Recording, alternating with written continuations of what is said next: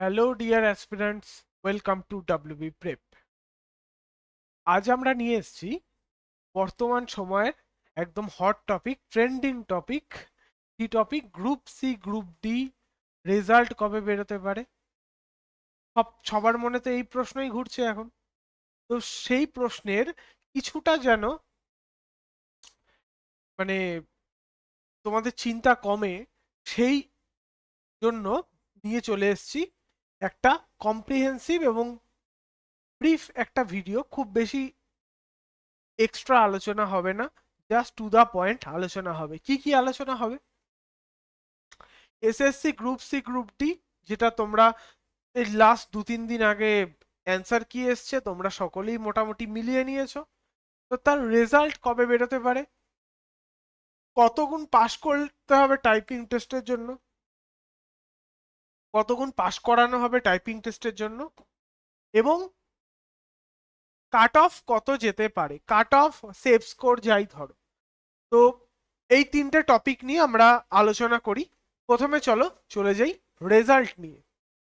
দেখো, একটা গুজব বাজারে খুব ছড়িয়েছে যে এপ্রিল মাসে কিন্তু থার্ড উইক করে,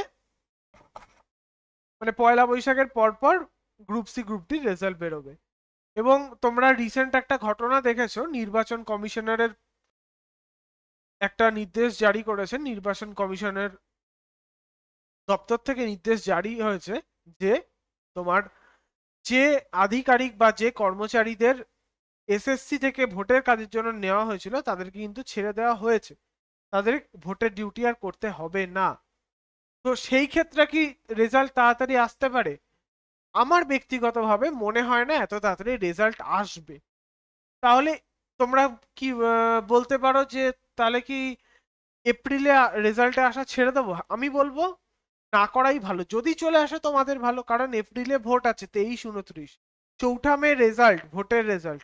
কারণ তোমরা সকলেই জানো আমাদের রাজ্যে 5 বছর, 6 বছর, 10 বছর একটা পরীক্ষার রিক্রুটমেন্ট কমপ্লিট হোক না হোক, মানে ভোট পরীক্ষার 5-6 দিন পর রেজাল্ট বেরিয়ে যায়। এটাই আমাদের দেশের গণতন্ত্র, মানে মানুষ এটাকে মেনে নিয়েছে। কিন্তু রিক্রুটমেন্টের রেজাল্ট বেরোতে তখন পরীক্ষার্থীকে আন্দোলন করতে হয়, পরীক্ষার্থীকে বারবার ধর্ণা দিতে হয়, মানে পরীক্ষা পাশ করার জন্য আন্দোলন, পরীক্ষা ফর্ম বেরোনোর জন্য আন্দোলন, দুর্নীতির জন্য আন্দোলন, তারপর তো বিভিন্ন আরো সমস্যা রয়েছেই।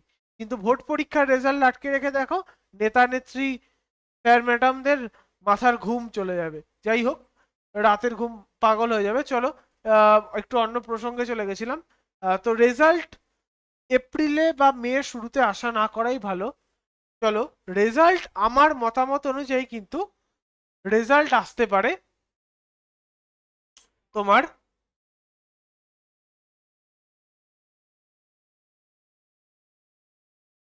জুন লাস্ট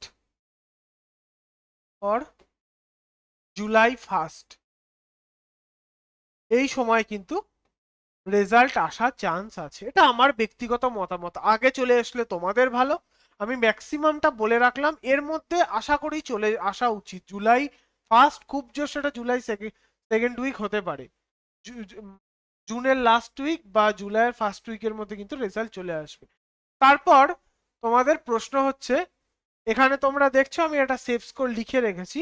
তার আগে তোমাদেরকে আমি একটু বলে দিই যে টাইপিং এ বা ইন্টারভিউর জন্য কত গুণ ডাকবে।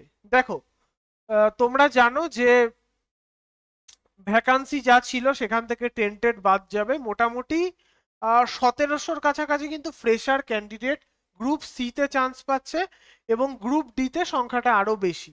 এবার তোমাদের অনেকের মনে হচ্ছে যে আমরা ফ্রেশাররা কি ডাক পাবো, শুধু এক্সপিরিয়েন্স পেয়ে নিয়ে যাবে? না, ভুল কথা।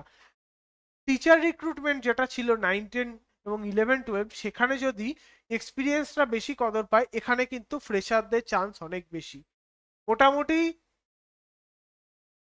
যেটা এসএসসির আমাদের গেজেটে দেওয়া আছে সেটা কিন্তু ওরা বলছে ম্যাক্সিমাম দুগুণ টাকা হবে, মানে একটা ভ্যাকান্সির জন্য দুজন। তাহলে সেক্ষেত্রে গ্রুপ সির ক্ষেত্রে 2979টা ভ্যাকান্সি রয়েছে, তাই তো? তার দুগুণ করলে 5000 ছাড়িয়ে যাচ্ছে। আর 1.5 গুণ বা 1.6 গুণ যদি টাকা হয়, যেটা 2016 ওই মানে ওই সময় ডাকা হয়েছিল আগে যেটা দুর্নীতি হয়েছে, তো সেই সময় ডাকা হলো 4,700-800 কাছাকাছি কিন্তু ভ্যাকান্সি টোটাল ডাকা হবে, তার মধ্যে মেজরিটি কিন্তু আমাদের ফ্রেশারদের চান্স থাকবে। গ্রুপ ডির ক্ষেত্রেও ব্যাপারটা তাই। তো মোটামুটি 1.5 গুণ থেকে 2 গুণের মধ্যে অবশ্যই ডাকা হবে আমার মতে। মনে হয় যেহেতু এটা রিক্রুটমেন্টটা মানে দুবার দ্বিতীয়বার হচ্ছে, সম্ভবত 2 গুণ কিন্তু ডাকার সম্ভাবনা আছে। এবার চলে আসি, চলো একটা সেফ স্কোর, কাট অফের থেকে সেফ স্কোর বলবো। কাট অফ আমাদের group D detailed zone wise cut of কিন্তু আমাদের চ্যানেলে দেওয়া আছে, তোমরা অবশ্যই ভিডিওটা চেক করে নাও। তো তোমরা যদি চাও গ্রুপ সি এর কিন্তু কাট অফ একটা ভিডিও তোমাদের জন্য চলে আসবে, তোমরা ভিডিওতে কমেন্ট করো তোমরা group C zone wise cut off জানতে চাও কিনা। চলো সেফ স্কোর আমার যেটা মনে হয়েছে আউট অফ 70, মানে 60 রিটেন, আমি গ্রুপ সির ক্ষেত্রে বলছি, গ্রুপ ডি যেহেতু একটা কাট অফ বলা আছে আর সেটার আমি বলছি না। 60+10, আচ্ছা এই 10, 8, 6 একাডেমিকে কি করে ক্যালকুলেশন করবে? যাদের মাধ্যমিকে 60% বা তার বেশি আছে তারা একাডেমিক্সে 10 পাবে, যাদের 50 থেকে 59%-এর মধ্যে আছে তারা একাডেমিক্সে 8 পাবে, যাদের 50%-এর নিচে আছে তারা একাডেমিক্সে কিন্তু 6 পাবে। সেই অনুযায়ী ক্যালকুলেশন করলে আমি একদম সেফ স্কোর ধরেছি গ্রুপ সির ক্ষেত্রে, যেহেতু ওটা মানে টাইপিং টেস্ট ইন্টারভিউ আছে, আমার ধারণা কিছুটা কিন্তু কাট অফ একটু কম যাবে, মানে যতটা ভাবছো সবাই যে অনেকটা কাট অফ যাবে, আমার মনে হয় নাও হতে পারে অতটা কাট অফ। এবার আমি কাট অফ বিশেষজ্ঞ নই, আমার যেটা মনে হচ্ছে আমি বলছি, আমি ভুলও হতে পারি, আমি আমার মতো একটা ক্যালকুলেশন করার চেষ্টা করেছি। ইউআর এর ক্ষেত্রে মানে জেনারেলের ক্ষেত্রে 65 কিন্তু যথেষ্ট সেফ স্কোর বলে আমার মনে হয়, ঠিক আছে। ওবিসি এর ক্ষেত্রে 63, আমি কিন্তু দুটো মিলিয়ে বলছি, হ্যাঁ আমি ওটাকে 10 ধরেই বলছি, কারণ ম্যাক্সিমামের ক্ষেত্রেই তোমরা মোটামুটি ফার্স্ট ডিভিশন পেয়েছো, আমি ধরেই রাখছি। মোটামুটি 80% ক্যান্ডিডেট তো ফার্স্ট ডিভিশন পেয়েছে অবশ্যই মাধ্যমিকে। তো ওবিসি এর ক্ষেত্রে সেটা 63 আউট অফ 70, ওবিসি বি এর ক্ষেত্রে 64 বা 64, এসসির ক্ষেত্রে 62 ধরা হয়েছে, এসটির ক্ষেত্রে 59 বা এটা 58 ধরতে পারো, আমি 1 নাম্বার বাড়িয়ে 59 কিন্তু 1 নাম্বার বাড়িয়ে কিন্তু 59 আমি ধরেছি, ঠিক আছে। আর ইডাব্লিউএস এর ক্ষেত্রে আমি কিন্তু ধরেছি 60, ঠিক আছে। এটা আমাদের মোটামুটি একটা সেফ স্কোর। আরো একবার বলে দিই, ইউআর ক্ষেত্রে 65, ওবিসি ক্ষেত্রে এর ক্ষেত্রে 63, ওবিসি বি এর ক্ষেত্রে 64, এসসির ক্ষেত্রে 62, এসটির ক্ষেত্রে 59, ইডাব্লিউএস এর ক্ষেত্রে কিন্তু 60।